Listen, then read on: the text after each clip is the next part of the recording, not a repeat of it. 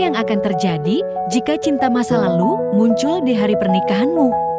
Bintang-bintang aku hanya bisa menunduk saat Raka menggenggam tanganku, sementara hatiku justru sedang mengingat seseorang yang tak seharusnya hadir di hari ini. Tak kuduga, sosok itu benar-benar muncul di antara tamu. Langkahnya tenang, tubuhnya lebih dewasa dari terakhir kali aku melihatnya. Tapi tatapan matanya tatapan itu masih sama seperti dulu, hangat, jujur, dan penuh tanya. Dia Endot, nama itu bergema dalam pikiranku, meski bibirku tak sanggup menyebutnya. Tiba-tiba, nafasku terasa sesak. Di antara keramaian tamu, bunga, dan tawa yang terdengar palsu di telingaku, aku merasa seperti orang asing di pesta pernikahanku sendiri. Dan yang lebih menyesakan lagi, Mama melihat ke arah Dian juga. Ia menoleh ke arahku. Dian, untuk pertama kalinya sejak pagi, wajahnya tampak khawatir. Naila, kamu harus kuat. Jangan lihat ke belakang, bisik Mama lirih. Tapi bagaimana bisa aku tak menoleh? Kalau yang kutinggalkan adalah satu-satunya bagian dari hatiku yang masih utuh. Raka tersenyum saat memotong kue pernikahan. Semua kamera menyorot kami, semua tamu bertepuk tangan. Tapi pandanganku diam-diam mencari. Dan bertemu dengan mata itu lagi. Dian tidak tersenyum, tapi dia tidak pergi. Dia tetap berdiri di sana, seolah sedang menunggu sesuatu atau seseorang. Apa yang lebih menyakitkan dari kehilangan? Bertemu lagi saat sudah terlalu terlambat. Bintang-bintang Dian tidak tersenyum, tapi dia tidak pergi. Dia tetap berdiri di sana, seolah sedang menunggu sesuatu atau seseorang, dan aku tahu yang dia tunggu adalah aku. Aku berpaling cepat, tapi dadaku berdekuk kencang. Seakan-akan seluruh tubuhku menolak kebohongan ini, menolak kenyataan bahwa aku berdiri di samping pria yang tidak kucintai. Sementara pria yang masih mengisi hatiku berdiri hanya beberapa meter dari sini.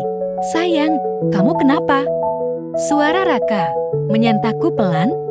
Aku memaksakan senyum, enggak apa-apa, cuma capek dikit. Raka memandangku, seolah mencoba membaca lebih dari sekadar lelah. Tapi dia tidak bertanya lebih jauh, lalu kami turun dari pelaminan untuk bersalaman dengan para tamu. Aku mengucapkan terima kasih pada wajah-wajah asing, menerima ucapan selamat yang terasa seperti ironi, dan saat aku mengangkat wajah, Dian ada di hadapanku, langkahnya ragu, matanya menatap mataku lekat-lekat. Tidak ada senyum basa-basi di wajahnya, hanya luka lama yang belum sembuh. Selamat, Naila, ucapnya pelan. Suara itu, suara yang dulu mengisi hari-hariku, sekarang terasa asing dan menyakitkan. Aku mengangguk kecil, mencoba berkata terima kasih, tapi suaraku tersangkut di tenggorokan. Tanganku dingin saat menjabat tangannya, sementara tangan Raka masih menggenggam jemariku yang lain. Lalu Dian bicara lagi dengan suara lebih rendah. Kamu bahagia, kan? Pertanyaan itu menusuk lebih dari sekadar basa-basi. Mataku panas, tapi aku hanya bisa mengangguk cepat dan membuang muka, dan dia pergi tanpa menunggu jawabanku. Bisakah seseorang menyentuh hatimu jika ia bukan orang yang kau rindukan? Bintang-bintang malam pertama setelah menikah, tapi hatiku masih bersama orang lain. Bintang-bintang dan dia pergi tanpa menunggu jawabanku. Langkah Dian menjauh, tapi jejaknya tertinggal dalam dadaku. Aku menoleh sekali lagi, dan saat itu dia sudah menghilang di balik kerumunan tamu. Hanya bayangannya yang masih melekat erat di benakku, menyesakan. Malamnya, aku duduk di tepi ranjang kamar hotel yang disiapkan keluarga Raka untuk malam pertama kami. Gaun pengantinku sudah kuganti dengan piyama sutra berwarna pastel. Tapi tubuhku terasa dingin, seperti tidak berada di sini. Raka keluar dari kamar mandi, rambutnya masih basah, mengenakan baju tidur.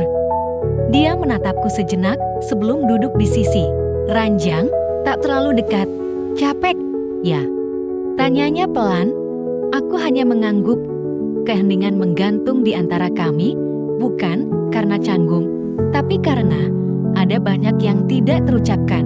Aku tahu kamu gak sepenuhnya bahagia hari ini, Nay. Ucapnya tiba-tiba. Aku menoleh cepat. Kenapa kamu bilang begitu? Karena kamu terlalu sering tersenyum untuk menutupi sesuatu. Kalimat itu membuat mataku panas. Raka menatapku bukan dengan marah, tapi dengan pemahaman yang justru membuatku semakin sesak. Aku juga gak berharap kamu langsung mencintaiku malam ini, lanjutnya pelan. Tapi aku harap kamu bersedia membuka sedikit saja ruang di hatimu untukku. Aku terdiam. Raka tidak menyentuhku malam itu. Dia hanya menarik selimut, mematikan lampu, dan tidur di sisi ranjang yang lain. Aku pun berbaring, menatap langit-langit. Sementara air mata mengalir diam-diam. Bukan karena benci pada Raka, justru karena dia terlalu baik. Dan di sela isak yang kutahan, aku memanggil satu nama dalam hati Dian, Bintang. Bagaimana jika nama masa lalu terucap dan melukai masa depan yang sedang kamu bangun? Saat nama itu tersebut dalam tidurku, dan suamiku mendengarnya, bintang-bintang, aku pun berbaring menatap langit-langit, sementara air mata mengalir diam-diam. Bukan karena benci pada Raka, justru karena dia terlalu baik. Tapi malam itu, tubuhku mungkin berbaring di samping Raka, namun hatiku tidak. Aku tertidur dalam kelelahan emosional, dan entah sejak kapan, pikiranku kembali ke masa lalu, kepada seseorang yang pernah memelukku di taman kampus, menyeka air mataku di halte bus, atau mengantarku pulang tanpa pernah menuntut apa-apa. Dian, bisikku dalam tidur. Lirih, tak kusadari, Raka terbangun. Dia memandangku yang masih memejam. Wajahku damai namun menyebut nama yang bukan dirinya. Seketika, sorot matanya berubah. Bukan marah, tapi terluka. Paginya, aku mendapati Raka duduk di balkon kamar, mengenakan kaos putih polos dan celana santai. Kopi di tangannya sudah dingin. Semalam kamu mimpi ya? Tanyanya tanpa menoleh. Aku mengerutkan kening. Mimpi apa? Ia menoleh, tenang, tapi tatapannya menelanjangiku.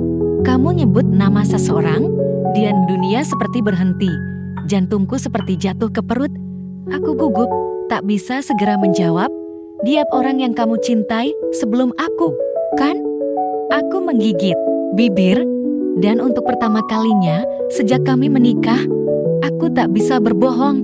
Ia keheningan kembali. Terima kasih udah jujur, kata Raka akhirnya. Aku cuma pengen tahu siapa sebenarnya lawanku, biar aku tahu seberapa besar perjuangan yang harus aku jalani. Laki-laki ini tidak marah, tapi luka di matanya jauh lebih menyakitkan daripada teriakan. Raka, maaf, bisikku. Dia berdiri pelan, meraih jaket.